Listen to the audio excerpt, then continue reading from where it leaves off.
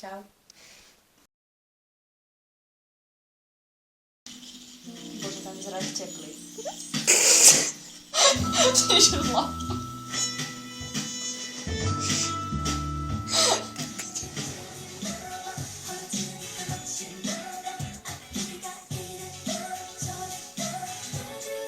No zábavne trošku pripomínal burlesky.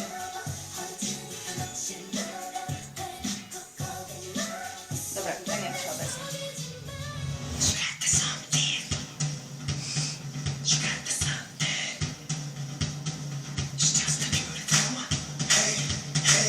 Teraz mi povedz, že nie sú teplí, prosím. Nie sú teplí.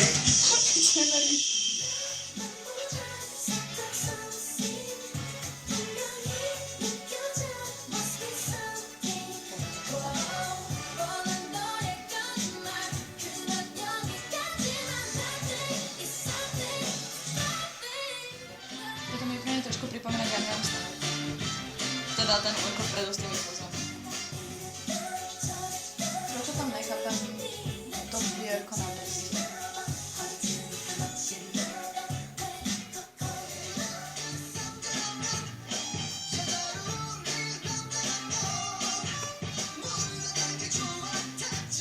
Dobre, vážne oblečený jak teplý. Ježiš. Boty ma zabili. Sako ešte porovnalo boty, bože na starší.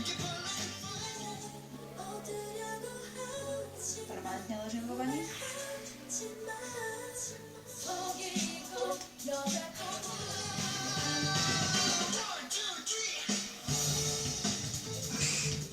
Dajem spať.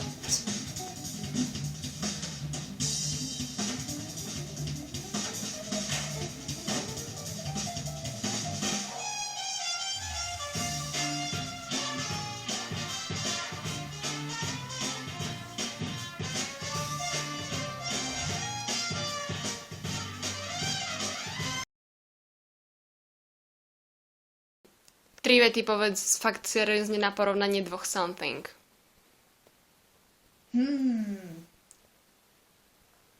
No, to o tej dievčenskej skupiny Girls Day. to bolo také trochu, ako keby, neviem, také živšie, ale akože bol to úplne každé na iný spôsob, takže sa to trošku lepšie porovnáva, ale to od tých TVXQ. bolo také akože viac svojské, bolo to také ako keby, jak sa hovorí, originálne, ale veľa ľudí to nemusí pochopiť a bolo to také trochu odvetví. No a toto bolo tak, neviem, že to bolo dokonalé, ale bolo to, prišlo mi to lepšie. A čo sa týka hudby? To prvé bolo také chytlavejšie, neviem čím, hej, ale proste je to také chytlavejšie, človek si to viacej pospeve, ale nebolo toto zlé. Ale skôr fakt to prvé bolo chytlavejšie. Hoci tam vyzerali jak teplí a podobne, ale niečo bolo to. A všeobecne sa ti páčili tie pesničky? Všeobecne tá prvá áno, tá druhá ani nie. Dobre, ďakujem. Za 5 minút mi ide autobus, čau.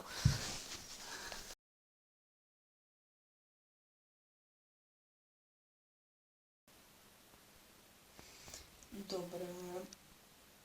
Pesnička v pohode, videoklip dostatočne odveci. Lebo? V prvom rade to oblečenie.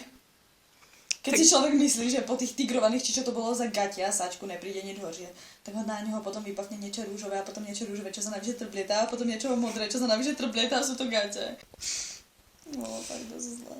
Tak ale zamysli sa nad tým, že oni sa neobliekajú sami, že to je robota dizajnera. Tak ten dizajner je asi gay.